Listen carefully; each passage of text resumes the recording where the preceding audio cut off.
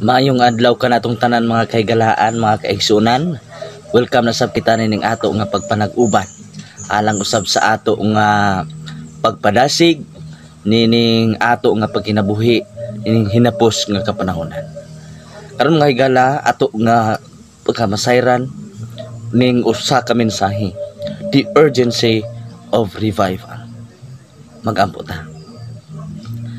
Amahan nga balaan, Diyos nga walay katapusan, Ginoo nining adlaw, kami nagaduol diya kanimo. Uban sa dako nga pagpasalamat o Dios nga ikaw nakig-uban kanamo sa kanunay, ikaw wala nagapabiya kanamo o Dios. Giyahay kami Ginoo samtang kami magatuon ining mga pulunga aron makadugang usa kami kadasigon sa matag usa kanamo sa ang pagtuong anak kanimo. Pasaylo kami Ginoo sa umasala, tagay kami kaalam nga langit nun aron matagpulong ang pagatuon karon o Dios kini makahimo sa pag lahutay namo hangtod sa makaduhang pagpadayag. Salamat o Dios nga ikaw nagatubag sa amo nga mga pag-ampo kanang gitugyan gipasalamatan sa ngalan ni Jesus maluluwas. Amen.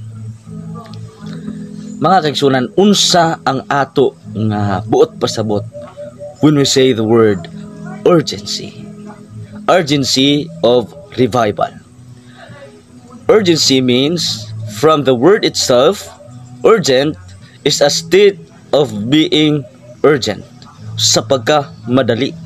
Nganong gikinahanglan nato sa pagdali sa atong pag-usab mga kaigalaan, sa atong pagreforma o pag-revive sa ato nga espirituhanon nga pagkinabuhi. Karon mao gayud ang tawag sa pagreforma sa ato nga kinabuhi. Ang Mateo kapitulo 24 naghisgot kini sa mga ilhanan mahitungod sa dili pa mo padayag ang atong labang makagagahom. Adunay mga kagutom, mga kalamidad dinhi sa ato nga palibot, atong makita ang mga ilhanan mga kaigalaan. Unya diha usab sa mga kalangitan, atong makita dinha ang mga bituon, ang mga bulan ug ang adlaw mupakita og mga ilhanan sa dili pa mo padayag ang atong Dios. Dinhi usab sa atong kalibutan, daghang mga kalamidad, mga linog o unsa pa mga bagyo naigubat. Apan usab din ni mga kaigalaan, adunay mutungha nga mga mini nga propeta ug mga mini nga Kristo. Mo nang sa diha nga naay mo ingon nga tuan na dito sa Kristo, apan dili kita mutuon ni ana tungod kay ang pagbalik sa Dios matod pa sa Mateo 24 bersikulo 29 gikan sa silangan paingon sa kasadpan, makita gyud sa tanang mata sa pinadayag kapitulo 1 bersikulo 7. Muni karon magagsun ng ang Mateo 24 nagisgot kini sa mga ilhanan mahitungod sa dili pa mubalik ang atong labang makagahom. Ang Mateo 25 mga kaigalaan naghisgot kini mahitungod sa napulo ka babaeng ulay sa mga sulugoon nga piniyalan og mga talento ug sa mga karnero. So mo siya mga tulo ka mga problem nga makita nato sa Mateo kapitulo 25 mga kaigalaan. Apan atong fokusan ang Mateo kapitulo 25 nga naghisgot mahitungod sa napu ka babaeng ulay, the 10 virgins. Ato nang daghan nakita ko overview mahitungod niini mga kaigalaan kung unsa kining ang mensahe dinhi sa napulo ka babaeng ulay. Mateo kapitulo 25 bersikulo 1, then shall the kingdom of heaven be like unto 10 virgins which took their lamps and went forth to meet the bridegroom. Adunay ang gingharian sa Dios mga kaigalaan, the kingdom of heaven susama sa napu kababaeng ulay nga nagdala sa ilahang lamparahan ug ningadto aron sa pagsugat sa ilang pamanhunon. Unsa ka ang mga meaning o mga simbolo niini mga kaigalaan? Ato ni king tukion. Ang kingdom of heaven naghisgot kini dinhi sa Mateo kapitulo 25. Ang gitawag din nga kingdom of heaven naghisgot kini sa iyahang nga iglesia, the church of God in the last days. Kung unsa ang kahimtang sa iglesia sa Dios sa hinapos nga mga adlaw. Ang babae, the woman, church as Christ bride or bride, the church. So mao kini mga kaigalaan nga ang babae naghisgot kini mahitungod sa iglesia. The virgin, it is pure, undefiled, and corrupt church. Kining putli mga kaigalaan nga wala nabulingan sa mga butang niining kalibutan nga nagbantay silang kaugalingon, mao kini iglesia. Ug nasayod kita mga kaigsunan nga Seventh-day Adventist, it as a virgin, the virgin church o babay nga ulay mga kahigalaan. Ang number 10 kaning katong napo ka babae nga ulay mga kahigalaan. Naghisgot kini the smallest number of Jewish men that could comprise a synagogue. Diya sa sulod sa sinagoga mga kahigalaan, ang napinakagamay gayod nga membro ni ana nga matawag sa sinagogue is pulo ka magtutulo o mga mga lalaki. 10 men. Okay, the lamp. The lamp is represented as the word of God. So mo kini ang mga symbols ni ini mga kaisulog ang mga ilang nga mga hulugan. Now, in verse 2, and 5 of them were wise, 5 of them were foolish. Lima man sila kabuok mga kaigalaan, ang 5 kanila usa ka mga maalamon ug ang 5 pod kanila usa ka mga buang-buang. So mo'y gisgutan din mga kaigalaan. So ato lang taon, kini nga pahayag mga kaigalaan, kini nga teksto wa kini siya naghisgot mahitungod sa mga matarong ug sa mga dili matarong, mahitungod sa mga balaan ug sa dili balaan.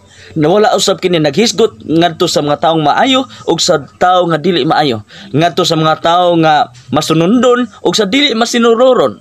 Wala kini naghisgot ni ana magsyonan ni atong mga tao nga loyal ug dito sa mga dili loyal, ni atong mga matinumanon ug dili sa katong dili pagka matinumanon. Wa kini siya naghisgot ni ini magsyonan. Unsa ang gisgotan ni ini? Kay nganuman ang tanan kanila nakatulog, katong pulo ka babaeng ulay mga kaigalaan, silang tanan nakatulog. Sa ato pa, ang iglesia sa katapusang mga adlaw ay spiritually drowsy. Makahit katulog gayon mga kaigalaan ang iglesia sa ulahing mga adlaw. Sumali sa din mga kaigalaan. Ang Isaias kapitulo 60 bersikulo 1 paingon sa 4, nagkanayon, tindog sidlak kay ang kaimong kahayag miabot na ug ang kahayag ni Jehova misubang ibabaw nimo. Kay ania karon ang kangit-ngit mutabon sa yuta ug ang mabaga nga ngit-ngit mutabong sa mga katawhan. Apan si Jehova mosidlak ibabaw nimo ug ang himaya makita sa ibabaw nimo ug ang mga nasod muduol sa imong kahayag ug ang mga hari muduol sa kasulaw sa imong pagsubang. Ang napuo ka babaeng ulay mga kaigalaan. Ang 5 usa ka babae nga mga buang-buang, foolish. They are foolish. Nganong gitawag sila foolish mga kaigsoon? Not because kay wala sila'y tubil sa ilaha, wala sila ilana, but tungod mga kaigsoon nganong nahimo silang foolish kay tungod kay nakulang sila sa ilang lana. Wala kini nagisgot nganong nahimo silang foolish kay nahuddan sila og lana, apan nahimo silang foolish mga kaigsoon apan tungod kay nakulang sila sa ilang lana. Mateo kapitulo 25 bersikulo 3, they that were foolish took their lamps and took no oil with them. Wala na gyud sila lana mga kaigsuonan sa ilahang nga lampara. Okay. Nagisgot rin ang kaning kahang mga 5 ka babae nga wise.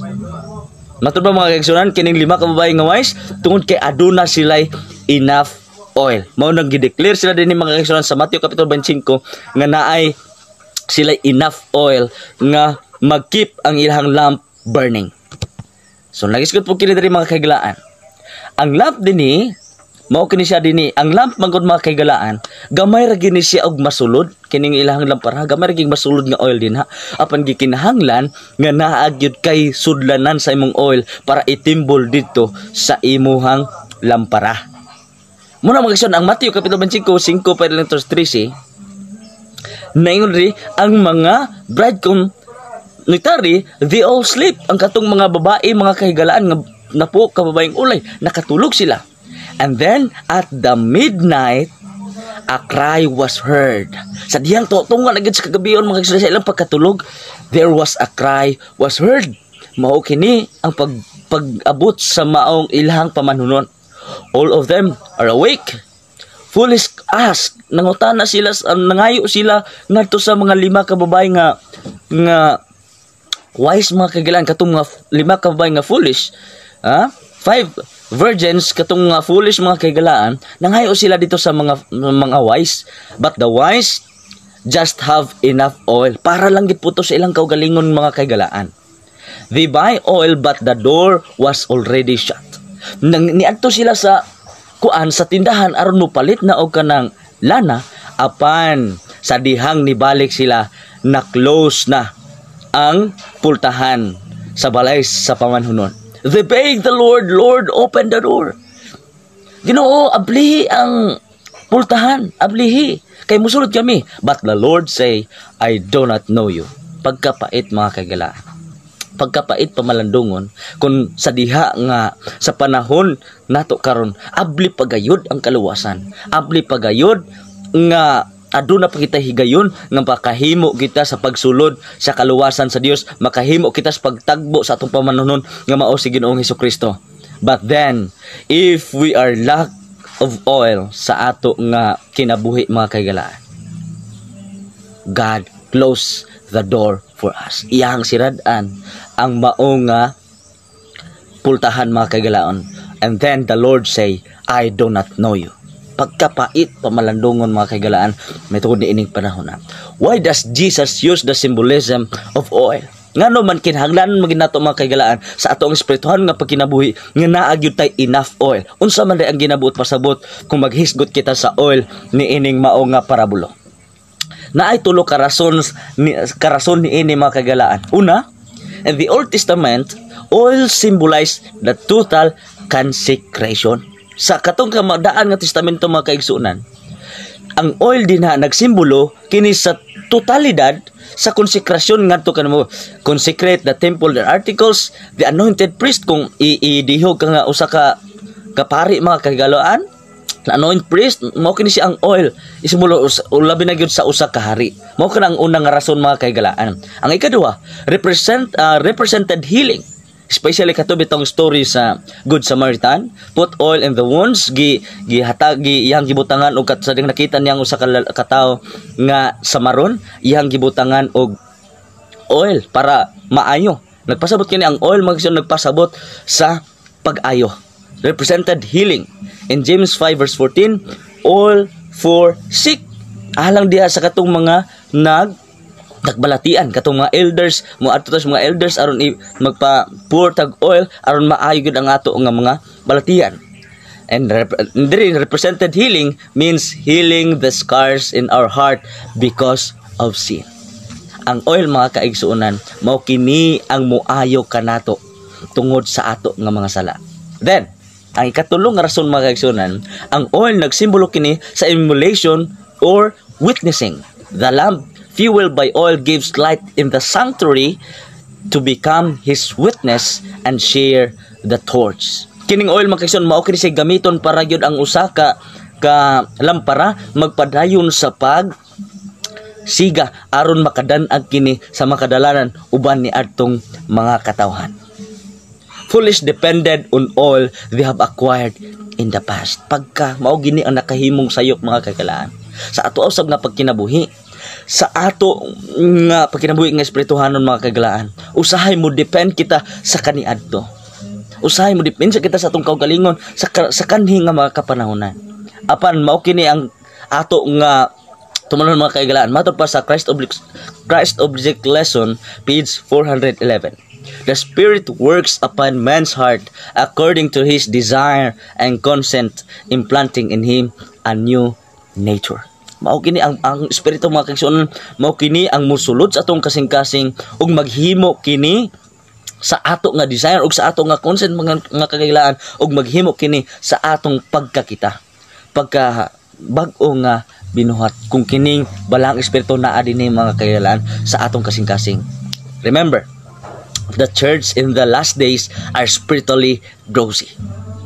Apan mga kaigsuonan, bisan pa man sa panahon nato karon ang iglesia daw nahikatulog, apan mga kagalan atong tingwaon nga naa kitay enough oil o enough nga balaang espiritu nga mugahid kanato sulod sa ato nga kasing-kasing. Remember, the old nature dominates their thoughts and actions. Nga naman mga kaigsuonan, ang ilaha nga mga kaniadto nga mga binuhatan mao kini ang naghimo sa pagdominar dinhi sa ilang hunahuna ug sa mga binuhatan. Mao kini ang nakasayop mga kaglaan. They know the theory of truth. Adunay mga membro sa iglesia nga nakabalo sila sa kamatuoran apan wala sila na kinabuhi o wala na usab ang ilang kaugalingon diha sa kamatuoran. Mao din nga atong gikinahanglan ng mga kaigsunan aron dili kita makulangan sa oil sa atong kinabuhi. Ato kung sa dihang nakaangkon kita sa kamatuoran atong kining kinabuhian og magbuhat kita uban diha sa kamatuoran. Namang mga kagalaan na mga membro sa Seventh-day Adventist nga nagsalig lang makisyon nagtuo lang o okay na kaayo nga matawag lang Seventh-day Adventist anak sa Dios apan ang kinabuhi ka mga kagalaan. Mo sige ingon nga kada Sabado ra ba mahimo nga Adventista pag-abot padulong sa simbahan step to Christ pagbalik the great controversy pag-abot sa balay muna mga kagalaan nga dili gyud di ay mahim ang Seventh Adventist mahimo lang Adventist o Sabadista o kaning Adventista sa dihang moadto simbahan kun dili sa tibuok natong kinabuhi. We live by the truth and we live by faith mga kagalaan. They have a casual understanding of the doctrines of the church but not the heart experience with God. Nakasabot sila sa doktrina mga kagalaan nga gibase sa balaan kasulatan sulod sa iglesia apan ang ilang kasing-kasing wala naka-eksperyensya mahitungod o sa pakig-uban ngadto sa Dios. Mao kini ang nakakulang mga kagalaan. They have outer without inner. Naa dinhi sa kuan nagpatuyang sa panginabuhi, nagpatuyang sa kaugalingon aron ma-appreciate ngadto sa uban sa outer nga statue na mga kaigalaan apan ang sulod kaha kumusta. Nga isab nato kana kato mga kaigalaan, kumusta kaha ang atong kasing-kasing? Adaa ba ka ang balaang espiritu nga nisulod sa atong hunahuna og kasing-kasing? They have form without substance. Napurma sila mga kaigalaan apan walay kining mga ingredients. Atong himramduman mga kaigalaan nga ang usa ka butang mapurma tungod sa mga substance niini o mga elemento niini. For example, kining tubig mga kaigalaan. Aduna kini two substance which is the element of hydrogen and oxygen. The two atoms of hydrogen and the one atom of oxygen kung compose kana sila mga kaigalaan mahimo sang compound and then they will form a water. Mao na sa mga kaigsunan kaisip nga nagsunod sa kabalauran sa Dios, nagsunod sa doktrina nga gibase sa balaan nga kasulatan. Pero mga kaigsunan, nahimo kita nga sulod membro sa usa ka iglesia apan ang atong kinabuhi wala mo nang they are formed without substance. Mao kini ang nakahimo nga foolish ni atong 5 ka babaeng ulay mga kaigalaan. They have the theory without reality. No? So mo siya nga nagsigil buhat-buhat nga na sa atong kinabuhi apan wala kini realidad ang ato nga mga ginapangbuhat. Busa ni ining tanan mga kaigalaan. Matod pa sa Ezekiel 33 bersikulo 31. Og sila manganha og maglingkod sa atubangan nimo ingon sa akong katawan. Og sila mamati sa imong mga pulong apan sila ayaw pagatumana kay pinaagi sa ilang mga baba sila magapakita sa hilabihang gugma apan ang ilang kasing-kasing nagsugod sa ilang ginansya. Muna nagpakita sila nga nahigugma ko sa Ginoo, nagsunod gid ko sa Ginoo apan makaigsoon ang kasing-kasing nagsunod sa ilang kaugalingon nga ginansya for their own cause. Ilang gibuhat kini butanga mga kaigalan para sa ila lang yung kaugalingon. Mao kini mga kaigalan atong timan-an kini. Sa 2 Timoteo kapitulo 3 bersikulo 1 paingon sa 5 sa ato kini himay-balo-an mga kaigalan nga sa katapusang mga adlaw maabot gayud ang adlaw nga malisod. Maabot ang makalilisa nga panahon kay ang mga tawo mahigugmaon sa ilang kaugalingon, no? Remember, ang mga katawan sa ulahing mga adlaw maabot ang adlaw malisod ug moabot ang adlaw nga mga tao maghuna-huna na lamang sa ilang kaugalingon. Mahigugmaon sa ilang kaugalingon, mahigugmaon sa salapi, sa kwarta mga kaigalan, bahala na lag unsa ang buhaton basta kay makakwarta. Bahalag nga mangilad na lang adto sa uban mga kaigalan basta kay makakwarta. Apa nato ginumduman? Ha? Kay ang mga tao nagigugmaon lang sa ilang kaugalingon, mahigugmaon sa salapi nga nagabaton sa dagway sa pagka-Dios noon. Remember, mao kini ang pinakasakit mga kaigalaan, nagabaton sa dagway sa pagka-Dios noon. Di wala kini sa ingon nga kon mga kaigalaan kun dili pahinumdom kini kanato isip sumusunod din ha kang Kristo. Basin og nagsulot lang ta Nagsulob lang ta, nagkinabuhi lang ta sa dagway sa pagka-Dios noon. Apan nagdumili sila sa gahom niini. Magpahilayo kita aka uban usab gikan niini o ni kanila. Muna mga kagalaan nga atong i-evaluate ang atong kaugalingon. Ato nga usisaon ang ato nga pagkinabuhi sa atong espirituhanon nga pagkinabuhi.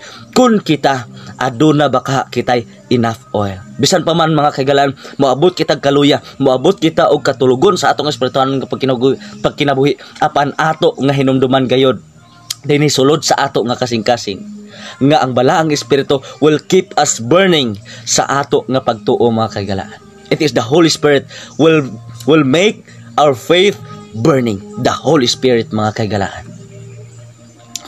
Why is second coming of Christ delayed? Usa kini kapangutana mga kagalaan. Ngano nga ang pagbalik ni Kristo, ang pagbalik sa Ginoo nadugay? O wala man dayon karon. Na man ko lagingon mga kagalaan kung ato basahon din na sa 2 Pedro kapitulo 2 versikulo 3 o 4 nga naay moabot manungha mga kagalaan nga managyubit o binuang nga ni kanato. Unsa ilang ingon? Nga sa una ra man nga mobalik si Kristo. Sa una naapa man gyapon ang langit ug yuta, mao ra man gyapon ang purma. Ang langit ug ang yuta, mga butang na ning kalabutan naapa man gyapon, pero wa pa man ni balik si Kristo. Unsa man na inyong Ginoo? Mana na ba? Unsa man inyong Ginoo? Estatwa? Kay wala man nakagawas diha sa pultahan. Ang langit, ang hari naa sa pulta. Ano nang Dios ni man? Estatwa? Manangil anak mga kagilaan ba? Ngano, usa kini kabutan na, nganong na-delay? Nganong paminaw ato nga murag na-delay pagyud ang pagbalik sa Ginoo? Kay sa una pa man to gimensahe na mga kaluluhan nangamatay na lang, ang mga kalululo, ang lulo sa kong lulo, sa kong lulo, nangamatay na lang apan wa pa man ibalik ang Ginoo. The question, mga kaigsyon, why is the second coming of Christ delayed? The answer. Na ay tulo ka rason mga kaigsunan. Una, Christ waits in love. Remember mga kaigalaan, nga si Kristo naghulat siya uban sa gugma. Unsa ang iyang giulat? Unsa ang rason ni Kristo nganong wa pa siya nibalik ni ining kalibutan mga kaigsunan?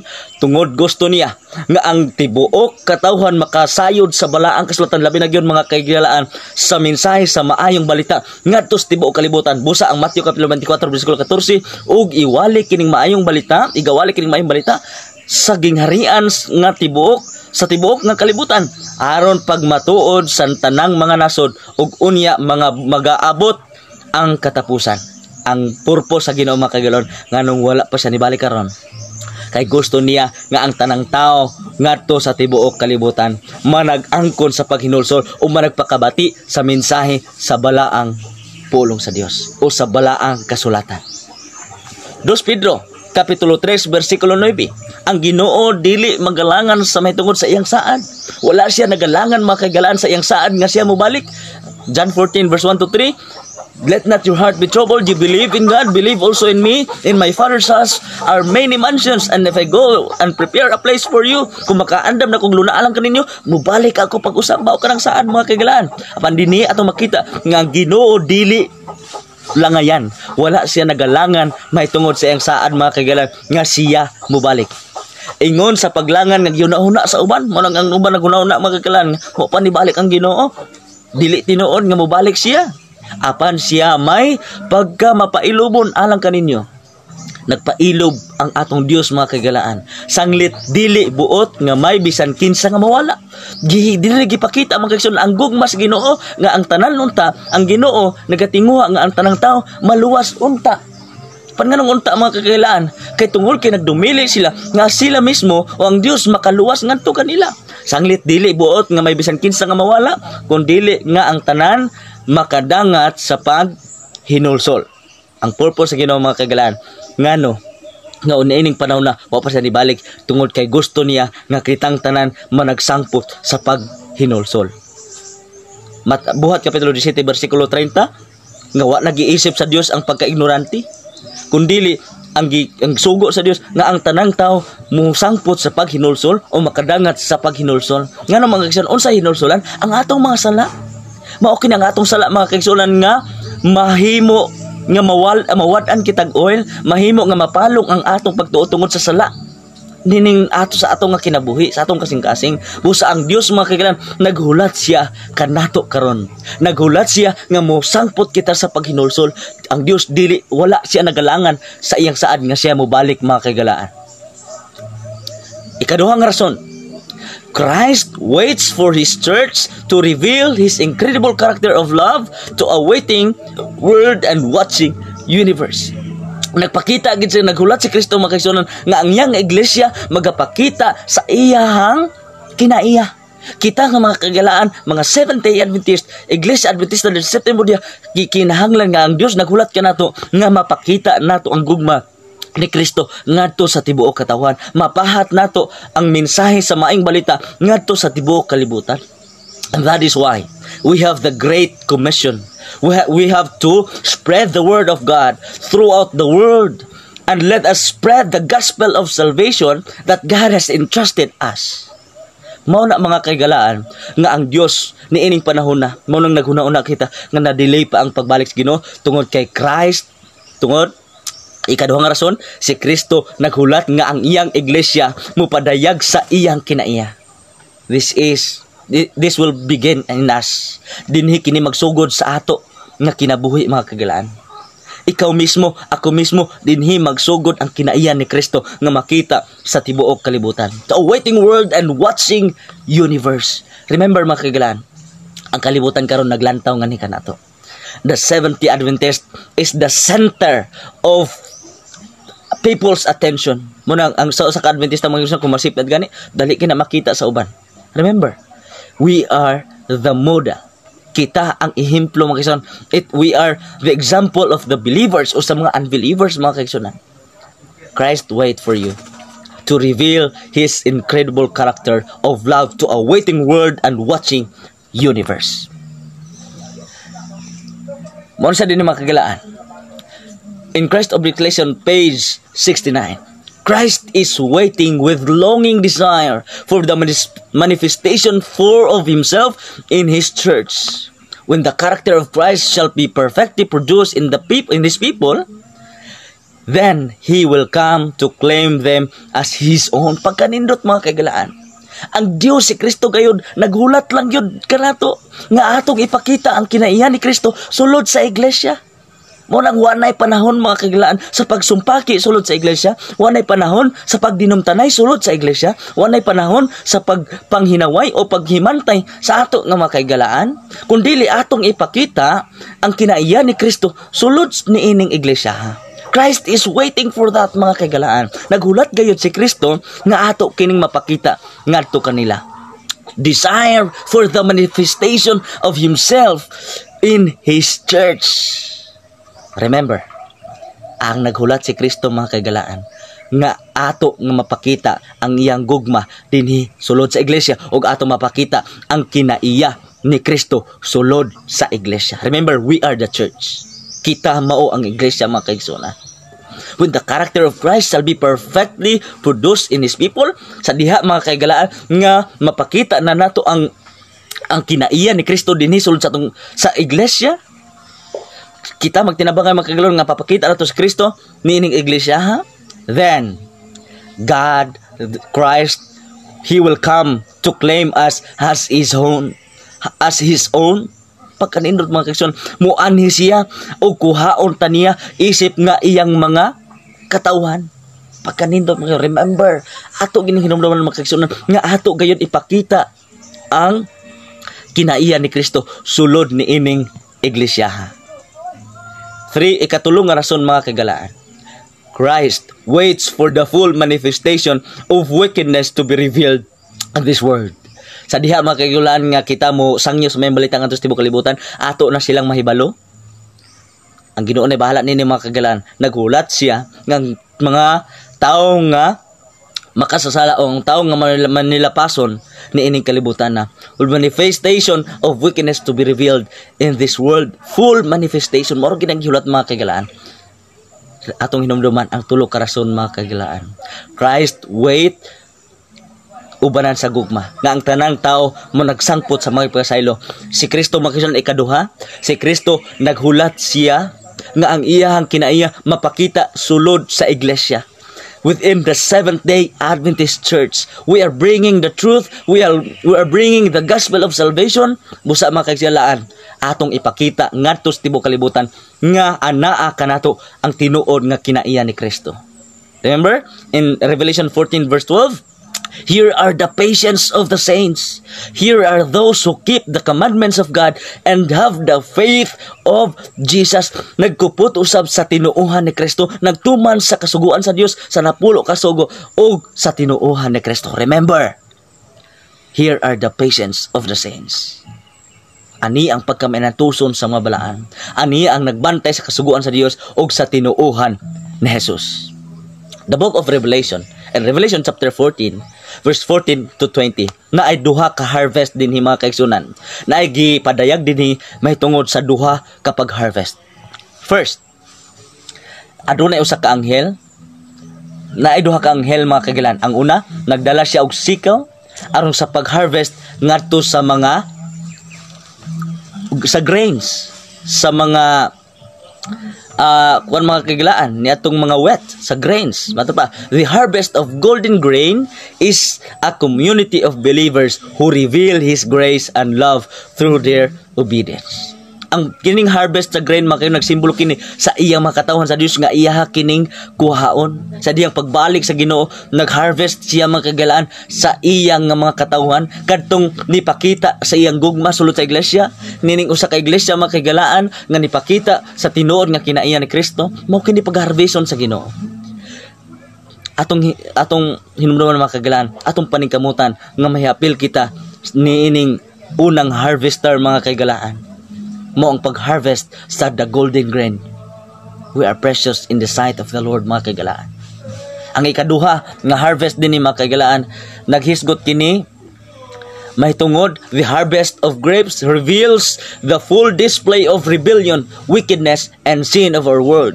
Mao kini ang tipunon po sa Dios ni atong mga tao nga napuno sa pagka-rebelyoso, maunungon dihas pagkamakasala ug ang sala dinhis tibuok kalibutan. Puuhon sa Ginoo mga kaigalaan. Atong timana mga kaigsunan, there is the greatest danger of today. Unsa ang pinakadako nga delikado mga kaigalaan sa atong adlaw karon, sa tibuok adlaw nato karon, sa atong kapanahunan karon? Unsa ang pinakadako nga danger mga kaigsunan o pinakadako nga delikado kayo? Remember, there is the danger of delay. Mao kini ang greatest danger today mga kagalaan, the danger of delay. Muna ang uban maghunaw na nga wa pa man ni balik ng Ginoo. Remember, that is the danger. We have to prepare ourselves for the soon coming of our Lord Jesus Christ. Nay usa ka si Satanas mga kagalaan, usa ka panahon ni anha. Si Satanas dipatawag siya og meeting sa iyang mga kaalyado. Ningon siya mga kailan, ang una nagkuan gi Satanas para unsaon paglimbong niya ang tibuok kalibutan, paglimbong ang tibuok mga daghan nga makatawhan nga dili gyud mo sunod sa Ginoo. Una magsun na usa ka kanang kaalyado ni Satanas nga niingon, ato nga ipakita sa tibuok katawhan nga walay Ginoo. Niingon si Satanas mga kailan, okay na nga suggestion, okay na siya nga suggestion ato nang ikuan. Apan ang mga tao karon nagtuon na magyud nga naanay Ginoo. Tungod kay nagtuon man sila sa balaang pulong sa Dios, munang naagid sila pagtuon nga nay Ginoo. Kun ora gyapon no, sige, next suggestion ingon sa Satanas. Ang ikaduha mga kagilaan, niana sila nga atong ipakita nga may tungod sa dili kaning atong ipakuan for sa kaning dili matuod, ang nga walay kamatuoran ni ining tanan nga gipakita sa Biblia. Kay sila nagatuon mas Biblia, atong ipasanto sa una-una sa taon ni ana tong usa ka kaalyado ni Satanas mga kagalaan. No, saling siya ka para ka metaphoric story mga kagalaan. Mao siya nga ni suggest siya nga ipakita ang ganang kon nga wala gyud kamatuoran. Ang Satanas nga okay gyapon ang suggestion. Apan ang mga tao karon nagtuo naman gyud sa maayong balita nga mao gyud ang kamatuoran. Na may usa ka iglesia nga nagtuo gayud sa maayong balita o nagsunod gayud sa kinaiya ni Kristo. Nianap gyud Satanas mo lain na pud nga suggestion. Kana mas maayo gid kayo nga atong buhaton. Ang last mga kaigsunan, ang ikatulo nga ni Barog, ang iyang suggestion, atong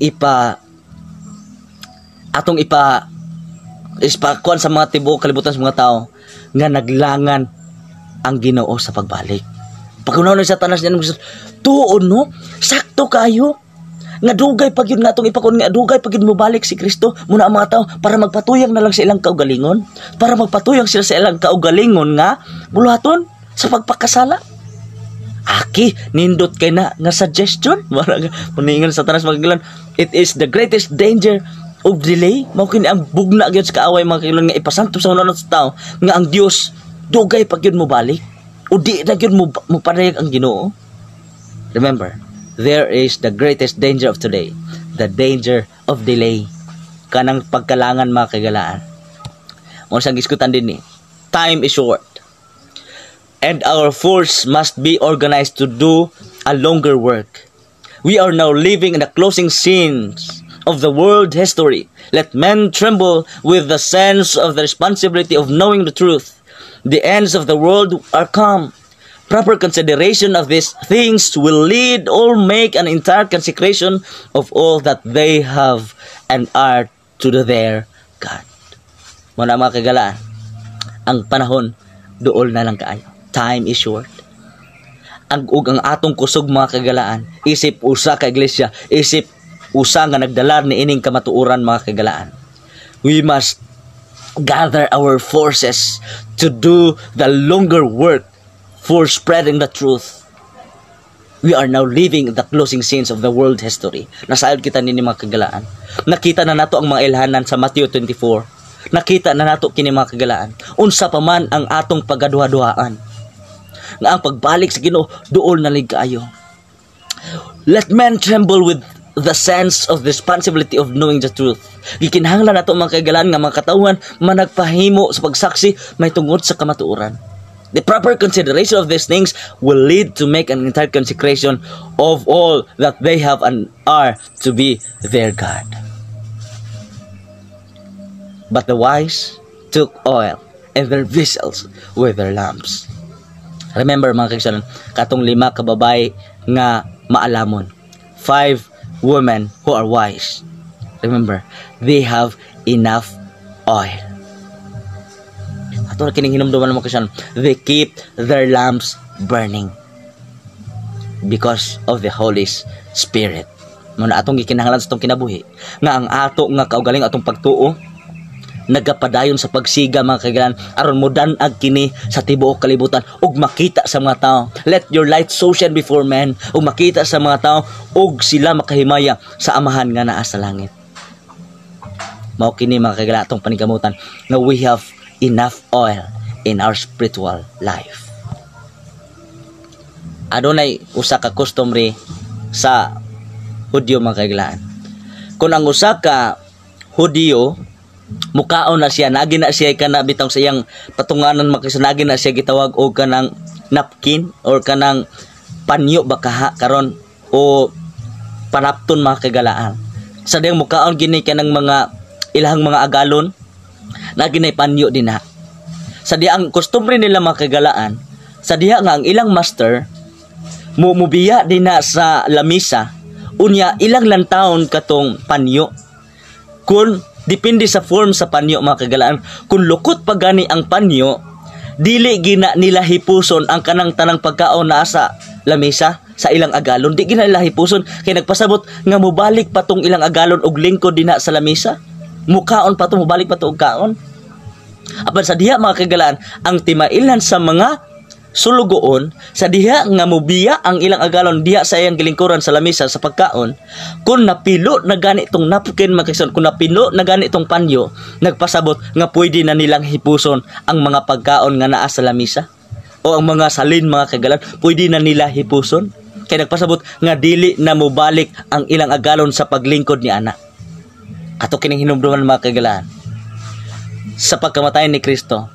Kung atong ulang taon nila sa Juan, sa last chapter of John mga kagalaan, sa dihang si Kristo, sa dihang pag-adto ni Pedro mga kagalaan, nga nakita ni Pedro nga ang sapot nga gilukot sa lawas ni Kristo, nagkunot-kunot mga kagalaan. Christ with His resurrection. God promised that He will come again. Bubalik pa siya mga kaigalaan. Remember, na-danger ka ron. Apan atong hinumduman mga kaigalaan, this is the blessed hope.